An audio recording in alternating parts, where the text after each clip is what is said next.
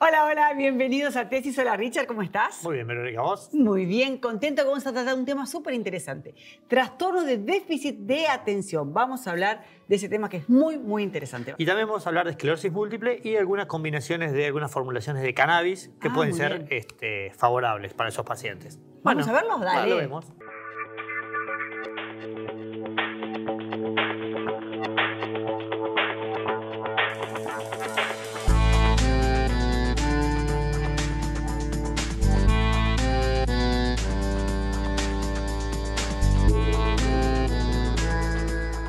Bueno, Verónica, ahora vamos a hablar del trastorno del déficit de la atención y la hiperactividad, ¿sí? Muy bien. Y para eso hemos invitado al doctor Ricardo Corral, que es el presidente de la Asociación Argentina de Psiquiatras, así que bienvenido. Muchas y un gusto. Hola, Ricardo. Ricardo. Tema importante para nuestra comunidad, sobre todo para las familias y toda la comunidad terapéutica, porque todo esto empieza en la niñez. Entonces se ve mucho en el colegio. ¿Qué es en realidad? Como la palabra lo indica, la frase, hay temas de alteraciones en la atención y en la actividad. Fundamentalmente lo que sucede es, los chicos empiezan a tener dificultades para tener la atención sostenida y se ve mucho justamente en el rendimiento escolar y en otras cuestiones cotidianas. Por ejemplo, los chicos que son más desprolijos o desordenados, que pierden mucho las cosas. Y también el tema de la impulsividad, lo cual también llevó a también la mala fama del diagnóstico apresurado por un chico travieso o inquieto nada más. Se tienen que dar algunas condiciones más globales, no solamente eso. No es que el chico, porque es inquieto o es travieso, tiene un trastorno. Acá lo importante es justamente lograr que toda la comunidad terapéutica esté al tanto del asunto, las familias, los docentes y los profesionales estén en condiciones de hacer un diagnóstico precoz, porque como todo perturbación de la salud, y particularmente un problema del psiquismo, genera consecuencias en la medida que más tiempo pasa y no se hace una intervención adecuada, porque pensemos que si le sucede a un chico, va a perder oportunidades en el colegio y va a tener dificultades en su interrelación con los demás, con las maestras. Aparte le queda un estigma ya, ¿no? Es como que está... Ese es el otro tema, ¿no? Cuando hablamos del tema del estigma, cuando hay un padecimiento psíquico. Siempre decimos, una persona que tiene una enfermedad, por ejemplo, una diabetes infantil, no tiene el mismo estigma que tiene una persona que es un niño que padece algún problema psíquico. Lo cual es un tema importante para la sociedad, ¿no? Esto nos puede ayudar, este tipo de programas que hacen ustedes, tratando de comunicarle a toda la sociedad que estas son alteraciones, que tienen un diagnóstico, que requieren un tratamiento, pero que no hay que valorarlas. No hay que hacer algo valorativo que es algo bueno o malo de la persona. Las personas son buenas y uno busca desarrollar los valores humanos y eso no tiene nada que ver con que alguien padezca una enfermedad. Porque las enfermedades no es algo que uno lo tiene porque quiere, ¿no? Porque a veces dice, bueno, ponete bien porque pone voluntad. La realidad es que nos pasa a todos, ¿no? Si uno tiene hipertensión, por más que ponga voluntad, no se va a sentir mejor. Tiene que hacer un tratamiento. Bueno, esto es un poquito eso. Y tiene que ver el tema de las pantallas, el tema de cómo viven los chicos más chicos, algo de eso. ¿Puede haber un disparador en todo eso? Lo que hay es una robusta evidencia que esta perturbación tiene un componente genético muy importante. Genético. Pero, como todo, lo genético no determina, no son herencias determinantes, sino que tiene que ver con la interrelación de lo que sucede en las circunstancias. Por eso es muy importante que la comunidad lo sepa, porque hay que tratar de reducir las circunstancias que generan perturbaciones. Lo que nosotros los médicos llamamos estresores sociales. Y una de esas cosas tiene que ver con la presión que hay con las pantallas, con los videos, con los videojuegos, que generan demasiado tiempo de exposición, y no solamente para el déficit de atención e hiperactividad, sino para otras cosas también. Por eso entonces tal vez estoy ligando, ¿no?, las cosas y digo, tal vez los espacios reducidos en los que uno habita ahora, no estar tanto al aire libre, este tema de la seguridad, las plazas, que hace que las personas estemos más recluidas y tal vez estamos en espacios más chiquitos y los chicos tienen también una necesidad fisiológica de correr, de moverse, entonces tal vez eso puede influir altera a la madre, altera al chico, altera al padre, se alteran entre todos. Excelente comentario, porque justamente cuando decimos que alguien padece un problema de salud mental, toda la familia lo padece, en realidad, y sobre todo en este tipo de cosas. Y justamente lo que vimos con la cuarentena, y lo largo que estuvo con el tema de la pandemia, que nos complicó bastante, es que aparecieron más problemáticas vinculadas con la pérdida de la salud mental. Y el espacio es fundamental. Y lo que acabas de decir tiene que ver con el bienestar. Lo que los médicos tenemos que tratar de promocionar es la salud. Y la salud se promociona a través de acciones y actitudes saludables que tengan las personas. Y para los chicos es fundamental el juego, espacios, parque, verde, lugares donde pueda hacer esparcimiento. Y bueno, los chicos necesitan justamente esa situación. Pero los que se corren un poco de eso, ahí aparece el trastorno en sí, que tienen una indicación muy particular y precisa de tratamiento. Esos chicos sí requieren el tratamiento. Por eso hay que corrernos un poco también de esas situaciones polares que se dan de mucha gente que pensaba que esa enfermedad no existe, que es una creación. Mucha gente hablaba de ese tipo de cosas o critica el diagnóstico. La realidad es que los chicos que lo padecen mejoran muchísimo con el tratamiento y entonces le tenemos que dar la oportunidad a esos chicos y a las familias a poder recuperarse porque la vida se les normaliza muchísimo y después va a permitir seguir desarrollándose académicamente, escolarmente y en las relaciones interpersonales. ¿Y en algún momento dejan el tratamiento o lo van a necesitar sostenidamente? En general, las evoluciones son muy personales y dependen también de la severidad, pero a medida que el tratamiento es completo, que no solamente incluye medicación, la medicación es necesaria, pero no siempre, pero lo que sí siempre es necesario es este entrenamiento de la mente que llamamos psicoterapia, que permite que la persona pueda reconocer a sí mismo cuáles son sus problemas, sus dificultades, lo cual le permite trabajar y anticiparse estas cosas. Eso termina generando un fortalecimiento de la personalidad y con el crecimiento de ese niño, adolescente y adulto, va a poder manejar mucho mejor sus cosas y va a estabilizar mucho más su cuadro.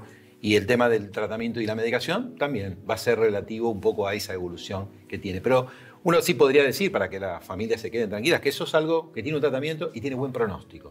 El tema es justamente iniciar el tratamiento lo más rápido posible. ¿A qué edad se puede diagnosticar con certeza? Bueno, todos estos síntomas que digo se pueden dar en una persona madura, adulta y grande, claro. Pero para hacer el diagnóstico tiene que haber empezado de niño, antes de los 12 años. Es decir, que todos estos síntomas empiezan en la niñez.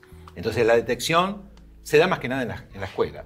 En esto las maestras, los docentes están muy avispados y enseguida detectan cuando un chico no tiene un desarrollo típico, como llamamos. Hay que ir al gabinete y hacer... Sí, y lo importante es el diagnóstico preciso, el diagnóstico médico, que no haya alguna otra comorbilidad, porque a veces una de las cosas que es importante en el diagnóstico es no quedarnos nada más que con la sintomatología, sino hacer una evaluación completa médica que implica un diagnóstico preciso, porque puede haber otro tipo de problemas más neuropsiquiátricos que puedan influir y requieren distintos tratamientos. Lo que llamamos diagnóstico diferencial, que es una cosa y que es la otra. Y el rol ahí de los padres y de la familia, digamos, que a veces empiezan las negaciones en esos momentos. Claro, ahí el rol de los padres es central, porque los padres son los primeros terapeutas. Es decir, lo que tenemos que hacer nosotros es enseñarle a los padres a cómo manejarse mejor, primero para reducir sus propias ansiedades, y después porque es la mejor manera de desarrollar la crianza, aprendiendo a conocer a sus hijos y dándole herramientas para que puedan desarrollarlo mejor. Claro, porque el conocimiento es poder y van a poder hacer, tal vez tienen una característica determinada y la pueden hacer en una actividad determinada y tal vez va a poder vivir de esa actividad y de otra manera tal vez otro tipo de vida. Son presiones de la sociedad también sobre ese tipo de patología. Y ahí está muy intervenido también las presiones sociales que tienen los mismos padres. Los mismos padres, claro, sí. Claro. Bueno, doctor, muchas gracias. Muchas gracias. Muy amable por la invitación. No hay nada más lindo que ver a tus hijos felices. Por eso yo elijo fideos Marolio, que le dan sabor y frescura a las alegrías de todos los días. Espagueti, rigati, moños, tirabuzón. Mamá, te amo. Marolio, una de las marcas más elegidas por los argentinos. Bueno, Richard, hoy vamos a hablar de esclerosis múltiple y cannabis. Estamos con el doctor Alejandro Anderson. Hola, doctor. ¿Cómo le va? ¿Qué tal? ¿Cómo le va? Gracias por invitarme. Bueno, a ver, ¿qué tiene que ver la esclerosis múltiple y el cannabis? ¿Dónde los asociamos? Bueno, la verdad es que esta patología, para recordarla a la audiencia, es una enfermedad neurológica autoinmune, donde tu sistema nervioso queda mal seteado y por error, en lugar de atacar a nuestros enemigos, empieza a fabricar anticuerpos y glóbulos blancos contra uno mismo, particularmente contra la mielina del sistema nervioso central, que son las envolturas que permiten que los nervios conduzcan a gran velocidad. 15.000 pacientes en Argentina, unos 40 casos cada 100.000 habitantes, y la verdad que afortunadamente al día de hoy hay tratamientos. Por ejemplo, vos podés mejorar la parte inmunológica con inmunomoduladores que antes eran inyectables, ahora son por boca. Los pacientes hacen una vida mucho más normal, uno prácticamente puede detener la enfermedad y congelarla. Si hay hay falta de fuerza porque las vías nos conducen, tenés productos que mejoran la conducción, pero igual quedan algunos problemas remanentes por solucionar y ahí puede encontrar el lugar esta serie de productos nuevos que entran dentro de la familia del cannabis medicinal y especialidad la endocannabinología. ¿Cuáles serían los problemas en los cuales puede encontrar su lugar el cannabis medicinal? Primero, la progresión de la enfermedad. Hay protocolos, hay trabajos de investigación, gran parte experimentales, que tienen que ver con encontrar y tener las pruebas de que esa reacción alérgica podés atenuarla con determinadas fórmulas de cannabis. Pero básicamente el lugar lo encuentran en un problema que tiene el 85% de los pacientes, que es la espasticidad. Es el aumento del tono muscular. ¿Viste cuando el neurólogo, cuando nosotros revisamos a los pacientes con el martillito y sale el reflejo? El reflejo puede no salirte, pero el reflejo puede salirte muy exagerado y muy marcado. Bueno, en los pacientes que tienen daño del sistema nervioso central, el reflejo sale muy exagerado, el tono muscular es muy grande y estás como trabado en el movimiento.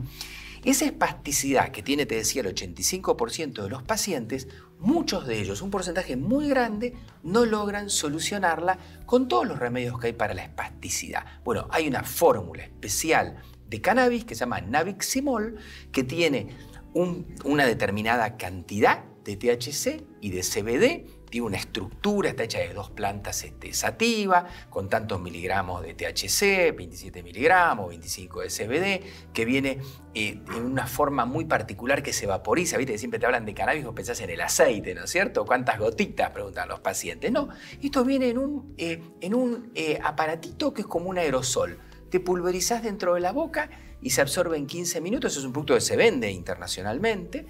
Y bueno, ese es el lugar que encontró el cannabis en parte en los problemas de la esclerosis múltiple. Así que vos... ¿Es estabilizado ya ese producto acá en Argentina? No está en Argentina, sí está en muchos países del planeta y mejora en un 20 a 30% la espasticidad en la mayor parte de los pacientes que no encontraron solución con los otros medicamentos, es decir, para espasticidad refractaria. ¿Y por qué, doctor, no está acá en la Argentina ese medicamento? Bueno, es un tema de habilitaciones y supongo que tiene que ver con las reglamentaciones que tienen que ver con el cannabis. Ustedes saben que tiene muchos productos químicos dentro, la planta o el aceite de cannabis o los medicamentos, digamos, a base de cannabis, y una de las sustancias es el THC, que es la sustancia más polémica, porque es la sustancia psicoactiva. La planta tiene muchos cannabinoides, tiene 120, pero siempre estamos hablando del CBD, que lo conocemos por la epilepsia, y del THC, que uno lo conoce porque es la sustancia polémica, como les contaba. Bueno, este producto necesita THC junto con CBD para poder lograr este efecto contra la espasticidad. Y las reglamentaciones internacionales tienen bastante trabado el producto, pero se están destrabando porque esto viene ya de hace unos años. Piensen que en el 2001 se acuñó el término cannabis medicinal en Canadá.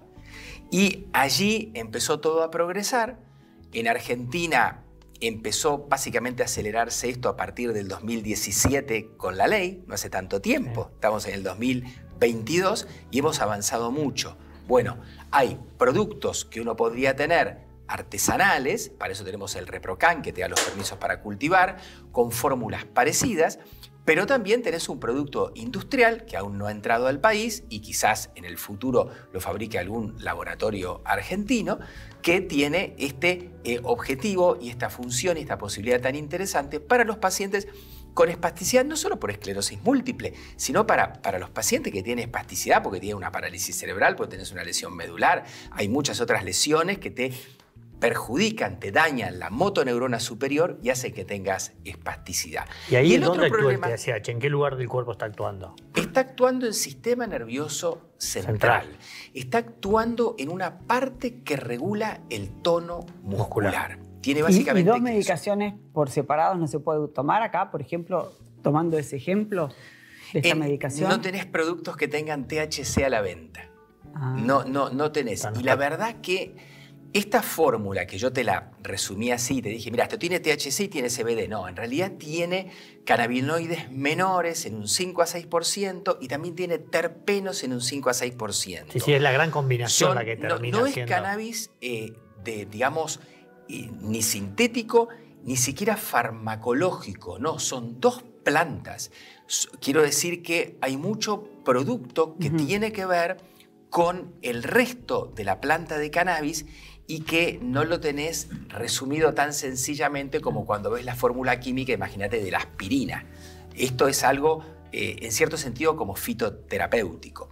Y quería, y no olvidarme, que el otro problema que tienen los pacientes con esclerosis múltiple tiene que ver con derivados de la espasticidad que se curarían cuando tratás la espasticidad. Los pacientes tienen una vejiga hiperactiva, que eso les provoca trastornos urinarios, infecciones urinarias, incomodidades, les trastorna el sueño porque se tienen que levantar muchas veces, los espasmos musculares, pero además tienen dolor porque puedes tener daño de las neuronas del sistema nervioso central y tenés dolor neuropático central.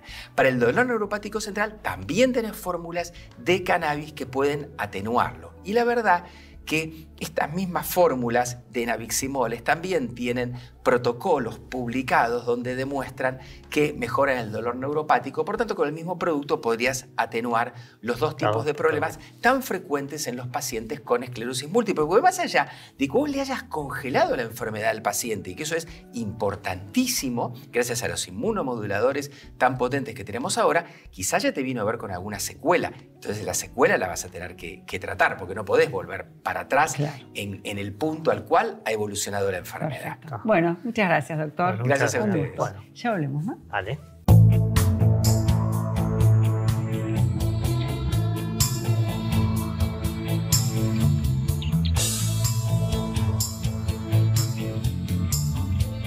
Simmons, descansá en primera clase. Bueno, estamos con Marlene Gómez, nutricionista. ¿Cómo estás, Marlene? Hola Ricardo, ¿cómo andás? Bueno, hoy vamos a hablar de los alimentos libres de gluten y para pacientes celíacos. Así es, enfermedad celíaca y cuáles son esos alimentos que se debe consumir y cuáles evitar. Claro, evitar. Exacto. Bueno, para arrancar, la enfermedad celíaca es una condición autoinmune. ¿Qué quiere decir? Que nuestro sistema inmune reacciona de manera exagerada frente a los alimentos que tienen gluten. ¿Qué sería el gluten? Bueno, el gluten, nosotros cuando mezclamos harina, agua y amasado, esto como un elástico chicloso sería el gluten. Bueno, las personas que tienen enfermedad celíaca tienen en el intestino vellosidades y esas vellosidades están aplanadas. Por lo tanto, no cumple la función de absorber sus nutrientes y genera síntomas como diarrea, estreñimiento, caída del cabello, debilidad en las uñas. Son bastante variados los síntomas, por eso a veces también es difícil. Sí, se confunde a veces. Sí. Tal cual, es difícil diagnosticarlo, entonces puede estar un tiempo hasta que se diagnostica. ¿Cuáles son los alimentos? Vamos a lo más importante. Bueno, no debe tener trigo, avena, cebada, centeno. Entonces lo van a identificar con este loguito. Todos los productos que tengan este logo quiere decir que lo puede consumir porque no lo tiene. Por acá podemos mostrar, acá hay unos fideos con el loguito. Entonces esto es que está libre de gluten. Hoy por hoy hay bastante variedad. Antes, hace algunos años atrás, era difícil armar un plan alimentario porque era una o dos harinas. En los restaurantes no había tampoco carta para celíacos. Tal cual, hoy hasta en los catering tienen bastante variedad y eso está bueno. Hay también galletas de arroz, bueno, legumbres también puede consumir, frutos secos, que son alimentos que no lo contienen. Ahora bien, ¿la avena contiene gluten o no? ¿Por qué está incluida? La avena no tiene gluten, pero sí, al ser cultivada cerca de con otros cereales o en la molienda, entonces puede contener contaminación cruzada. Por lo tanto, eso también sería un riesgo, por eso es que se lo incluye a los alimentos que no los debe consumir.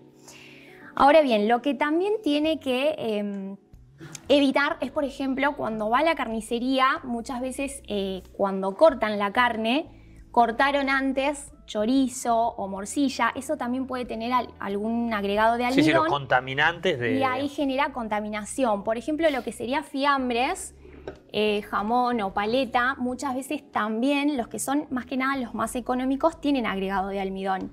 Y eso, bueno, también es perjudicial. ¿Y eso está declarado en las etiquetas? No, entonces eso es preferible que lo evite. Aparte no tiene cómo identificarlo tampoco. Lo mismo pasa con el tema de los cuchillos, los platos. O sea, si cortaste pan, no utilizar para cortar los alimentos que vaya a consumir la persona celíaca. Después, en cuanto a frutas, verduras, puede consumirlo libremente, eso no hay problema. Tema, pastas, cereales, ya saben, con el loguito, siempre elegirlos que tengan el loguito en los productos. Polenta, por lo que veo, sí. Harina de maíz, ¿se puede? Sí, polenta sí se puede. O sea, todo lo que sea derivado del trigo, no, o cebada centeno. También, por ejemplo, viene trigo sarraceno, que eso se llama trigo sarraceno, pero en realidad no contiene. Entonces eso sí lo puede consumir. Que es confuso el nombre, pero... Sí, también en los medicamentos, también en los excipientes, a veces hay almidón, hay algunas cuestiones que tampoco pueden consumir, por eso también es importante asesorarse de qué medicamentos se pueden utilizar de la droga que están por usar y cuáles no. Sí, tal cual. Sí, el almidón es muy utilizado, no solo en la industria, sino también, que es verdad, en tema medicamentos. Entonces ahí también es importante chequear el logo o siempre consultar a su médico, a su nutri, para ver si lo puede o no consumir. Bueno, clarísimo, Marlene, muchas gracias. Bueno, y ustedes. Bueno, muy bien, estamos con el doctor Fuhrman y vamos a hablar sobre dolor de cabeza. Richard. Bueno, ¿cuántas veces les dolió la cabeza? Muchísimas, ¿no? ¿Y por qué? Mira, hay un montón de motivos. Lo sufre el 10% de la población sana. Un montón. Claro. ¿Y sabés quién es el protagonista de todos estos dolores? Los nervios, el hígado, algunos problemas que hay que investigar. Pero hoy vamos a hablar sobre un dolor de cabeza que se lo produce un nervio que sale de la segunda vértebra cervical. Acá está la base del cráneo, la primera vértebra, y después viene la segunda vértebra. Entre esas dos vértebras sale un nervio, se inflama, y eso se llama Arnold. Como Schwarzenegger. Sí. Cuando eso se inflama, el dolor es desde esta zona, toma media cabeza, como si fuese una mano, te toma hasta el ojo, y el dolor es muy importante. Este punto que yo toco es el que la gente puede en su casa tocárselo y va a sentir que le molesta.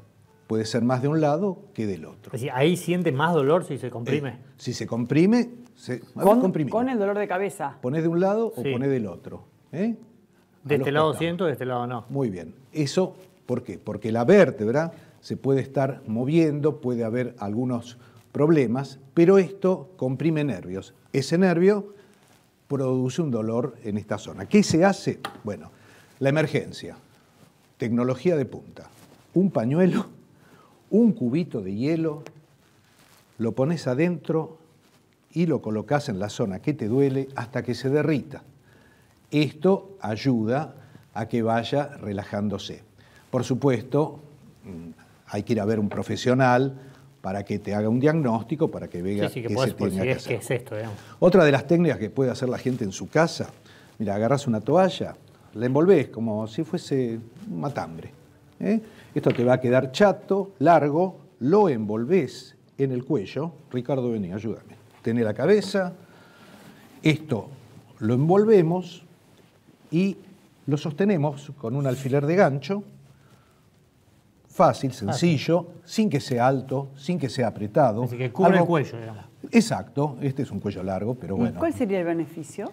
Relaja los músculos. Viste que cuando estás con dolor de cabeza te pones la mano como para decir, a ver si me relajo. Esto es como si tuvieras la mano permanente. Y podés dormir con esta toalla. ¿Y bien comprimido o apoyado? No tiene que estar apretado ni tiene que ser alto. Solamente apoyado. Una especie de Sí. No es el collar que se venden, que son de goma pluma. Eso tiene otra función. Esto es algo así como la colita rutera. ¿Viste? Hasta ayuda a sacar la corriente estática. ¿Viste que cuando una persona agarra un picaporte y salen chispas? Sí. Bueno, esto es como la colita rutera que sacaría eso. Por supuesto, esto se realiza, una técnica que se hacen con aparatos especiales. Yo acá traje un percutor, se coloca. Esto no es que duele, pero va movilizando un poquitito las estructuras, porque técnicamente esto, ¿por qué se produce? El celular. que estás con la cabeza para abajo. Posturales, diríamos. La computadora. Dormir torcido. Quedarte con 3 almohadas viendo la televisión. Cuando vas a ver este programa, saca una almohada. O míralo de costado. Esto es importante. Perfecto. Pero el dolor de cuello es la punta del iceberg de alguna afección, que puede ser sencilla o complicada. ¿Qué es lo que hay que hacer? Ver al neurólogo, hacerse los estudios que corresponde y después, si hay algo mecánico, al taller, que somos los que arreglamos. Perfecto, doctor, muy claro. clarísimo. Muchas gracias, doc. No, un gusto estar con ustedes. Gracias. Qué pareja. Unos conductores de primera. Muy amable. Espectacular el programa de hoy, me encantó, muy interesante, como siempre, ¿no, Richard? Sí, la verdad que estamos hablando de diferentes temas y creo que a la gente le va interesando y bueno, esto de la rinitis, prevenirla es mejor que sufrirla. Exactamente, y mucho cuidado con las palabras, porque las palabras pueden lastimar, así que no... no estigmatizar. Estigmatizar a la gente, exactamente. Bueno, nos encontramos en la próxima. Vale, nos vemos. Dale.